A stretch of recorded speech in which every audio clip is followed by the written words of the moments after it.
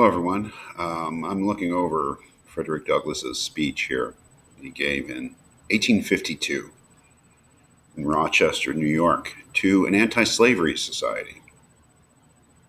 And it is actually not July 4th when he gives the speech. It's July 5th. But July 4th is obviously his theme. Um, it's kind of difficult to start anywhere, but I thought that this was an especially interesting, simple claim. Simple, maybe pointing out a fact that he makes. Your broad Republican domain is hunting ground for men. I had to look that up. It's in the middle of the speech, and he refers to a couple years before, a recent act of Congress, and that was the Compromise of 1850, which is very complicated as I see it. It has to do with the Mexican American War and Texas and other places being admitted to the Union. Um, but it also provided for, it had a Fugitive Slave Act, where basically Congress decreed that every state, free or not, that the local authorities had to cooperate in the hunting down of escaped fugitive slaves. Um, and it's a very simple statement of fact that he's saying we're in Rochester, New York.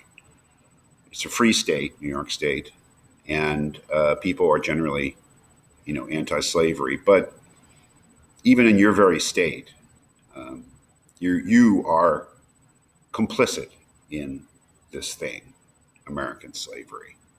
Your broad Republican domain is hunting ground for men. There's a lot of irony, biting irony, as they might say, in that statement. You may feel good about living in a free state, living in the North, living in a place where people generally disapprove of slavery, living in a republic where people are guaranteed rights and there's a commitment to freedom and representative government. But your broad Republican domain is a hunting ground for men. And in your very state, people are hunted down and dragged back into a state of bondage. It seemed to me this was a very telling thing to say, very revealing and enlightening thing to say. It reminded me of some other uh, things that he says in the speech. And this is another one, comes earlier in the speech. America is false to the past, false to the present, and solemnly binds herself to be false to the future, which is quite a condemnation of America. This is what this speech is. It's a condemnation of America, and it's not one without an argument. That is, the argument that Douglass makes is that there is slavery in America.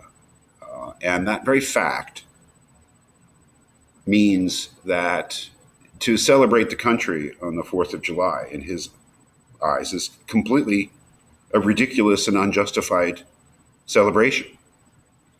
That is, that you can only celebrate the country if you blind yourself to the glaring, obvious, and simple reality of the savagery that the country allows and that goes on in the country and that always has. Being false to the past means telling yourself a story about the country that leaves out all of the unpleasant things that would contradict the idea of America as a shining beacon of freedom. Being false to the present is refusing to acknowledge that the brutality and savagery still exists. And solemnly binding yourself to be false to the future is well, it is very reminiscent of Kant, isn't it? That's the worst thing you can do, is to agree to ignorance and agree to postpone enlightenment in the future, so that the stories or the false narratives or the hypocrisy is something that we all sort of, or I guess white people, all sort of silently conspired together to perpetuate. So nothing could be more striking, and nothing could be more sensitive a topic. I mean, addressing people, white people, on the 4th of July, or talking about the 4th of July, is the most patriotic day of the year, and a day in which you're supposed to celebrate America. And here is someone who's not only saying that he's not going to celebrate America, but that anybody who does is false, being false to themselves, being false to the truth, being false to the past, to the present, and the future. Nothing could be more of a radical thing to say in 1852, and I would say nothing could be more radical to say today.